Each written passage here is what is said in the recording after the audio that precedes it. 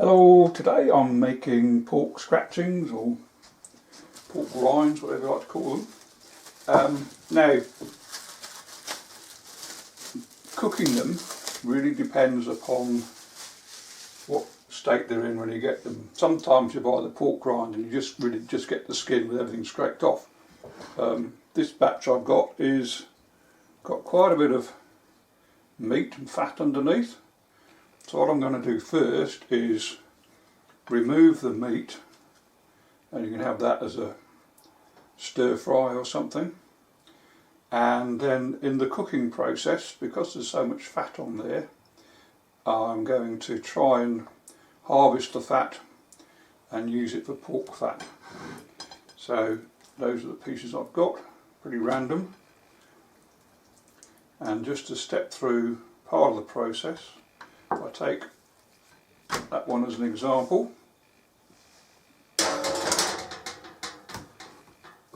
That's the part we want to get all nice and crackled, and you know it's crackled when you put it in the oven and it comes up in bubbles or blisters, and the art is to try and get it bubbling and blistered without actually burning any of the high edges.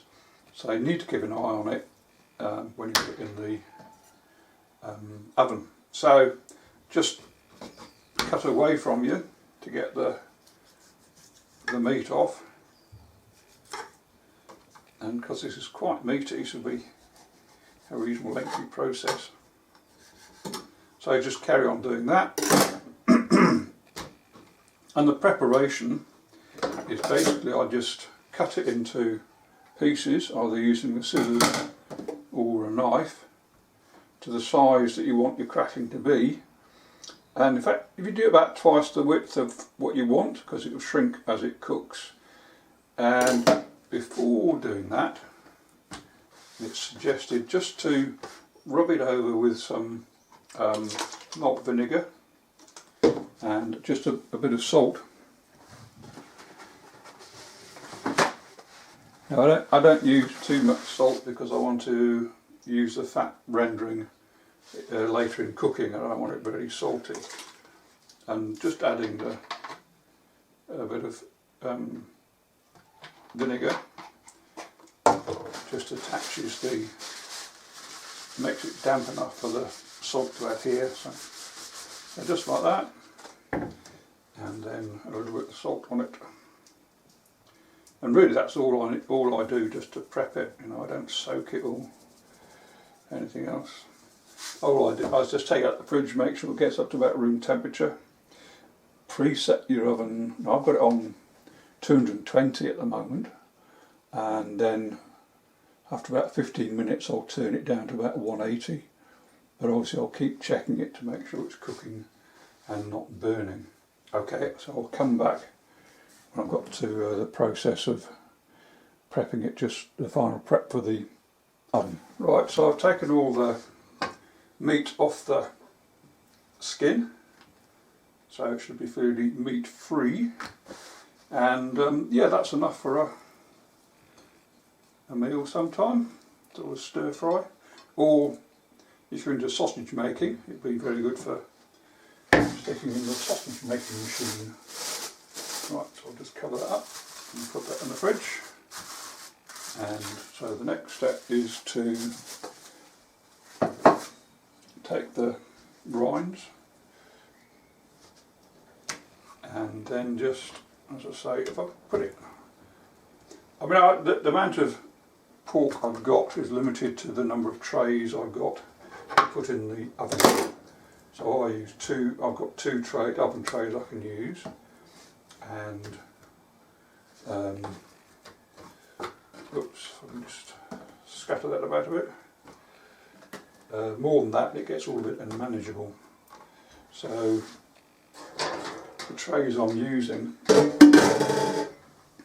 are just the basic oven trays that come with the oven, and I put them onto a tray within the tray, and then the fat can drip down through there, and as I say, as it's cooking I can drain the fat off. And the second one I've got here, so I'll be trying to load those two up. and try and get them fairly even. Now the thing you'll notice with these bits of pork, that some got quite a lot of fat on the back, some hasn't. So they're going to cook at different, will be ready to take out at different times. So I say it will need watching. So I mean, for example, this one here, which is quite thin, that will cook much more quickly than this bit here, which has got the more fat on the back. So it is imperative really to keep watching the pork to make sure it doesn't burn on you. And especially because I'm going to use the fat, I don't want any burnt taste in the fat that comes off. So I'm just rubbing it down with some vinegar and then some salt again.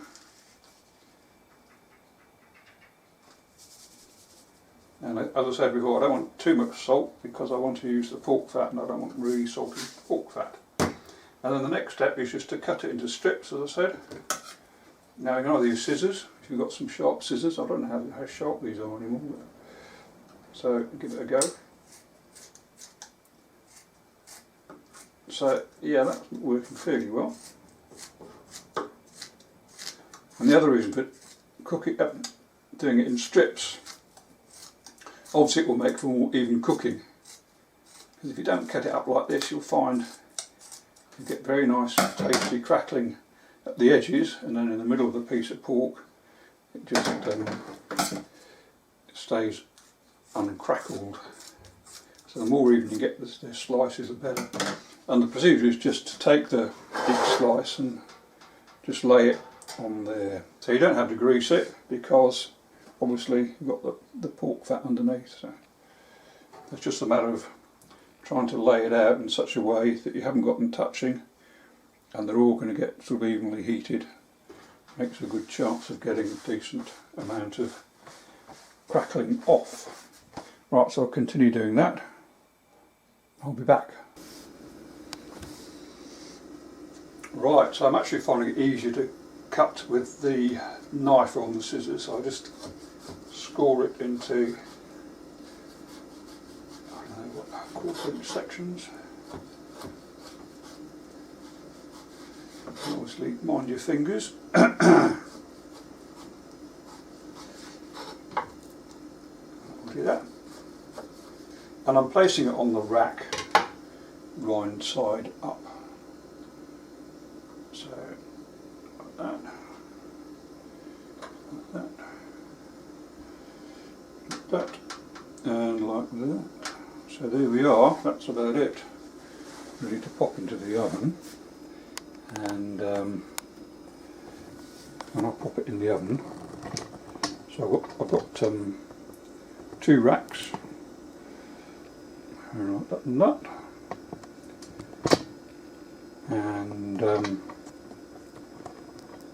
you'll find you get an awful lot of heat and moisture coming off, so probably best with an open window and put your oven fan on high. So I'll just do that and come back to you probably after about 20 minutes just to check how it's going. As I say, the start temperature is 220. After about 20 minutes I'll turn it down to about 180. So let's see how it goes.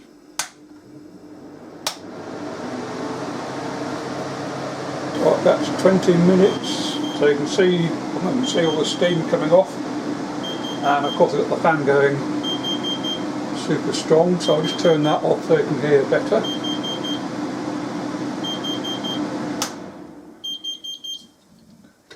Right, and I'll turn the temperature down from 220 to about 180, I think, and just see how it's getting on. Now, of course, while I was waiting for that, I've cleaned down all the surfaces and the utensils, so I haven't got any contamination with uncooked pork, hopefully. So I'll get one of the trays out. Take that one out. Right, and as you can see, it's shrunk quite a lot. And as I said, it's beginning to crackle, so some's crackling along. So you can see it's bubbling along. Do you see that bubbling along the edges there? and of course some are going quite quickly and others not so quickly. I've also got quite a nice lot of fat under there, so I'll try and lift this tray off. Ooh. Right, so off you go over there, and I'll take this fat off, and I've got a little dish here to pour it into. Wow, super lot of fat.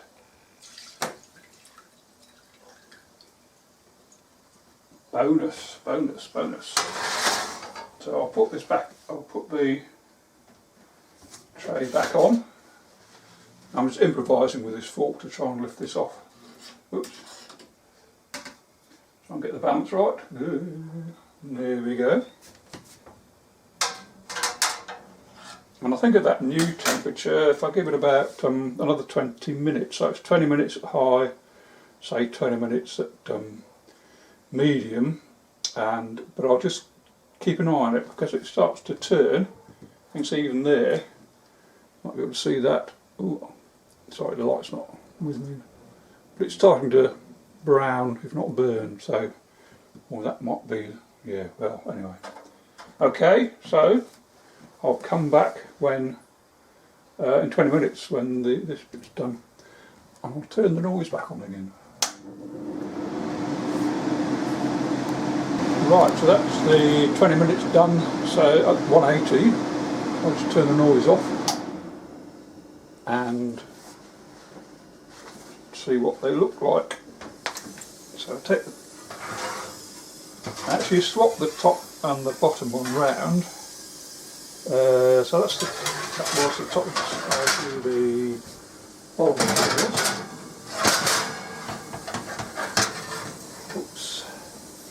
So you can see that they are selectively cooked and not cooked. So with the cooked, I'll take them out because they'll just start to burn. So, well, I should use a tongue, I suppose. So just take them out.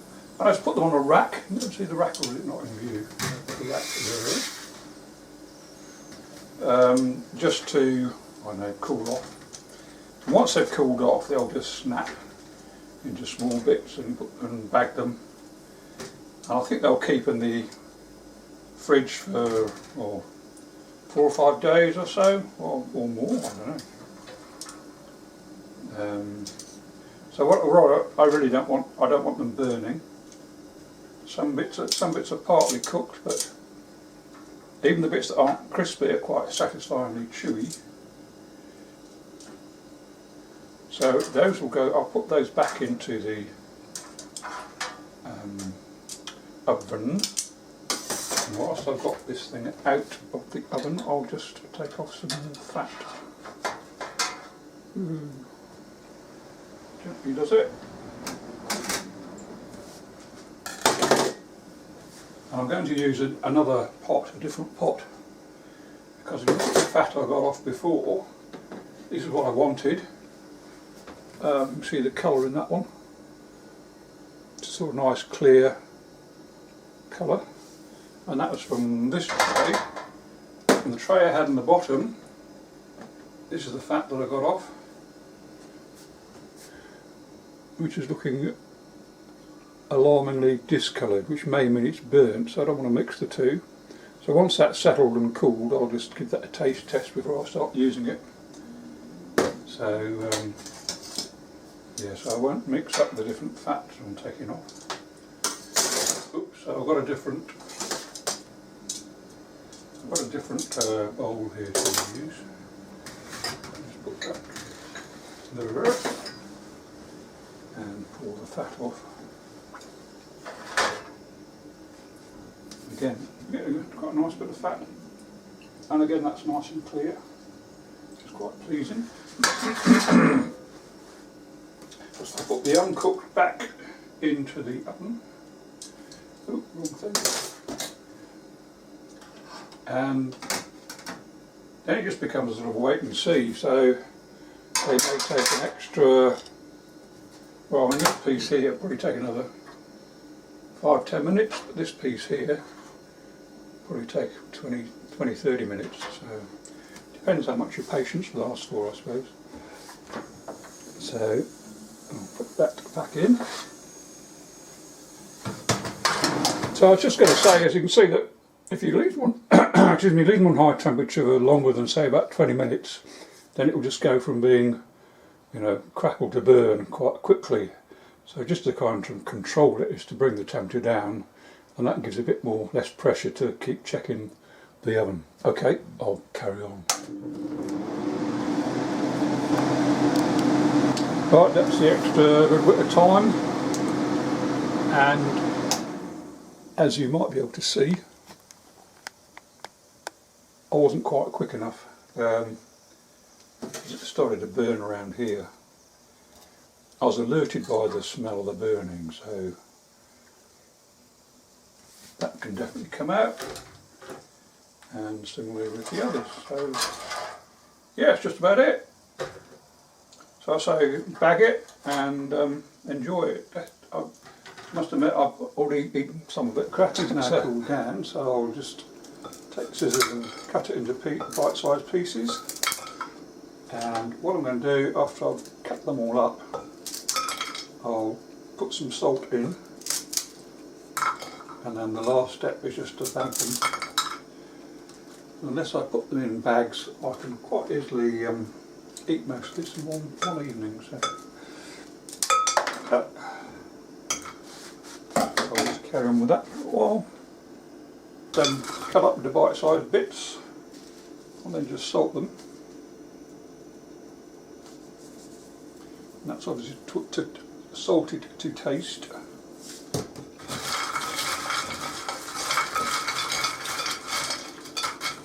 And then the last step is just to bag them into a, what should we say, a snack-sized portion. Cool. One. Now you notice these aren't shop bought, so if you look at this one here, see inside, it's still got sort of raw fat in there, so it's best to keep these in the fridge. These aren't sort of completely nuked like the ones you buy in the stores, and you get the crispy bit, the nice chewy bit sometimes. So. And then all I do is I just take the bag, seal it,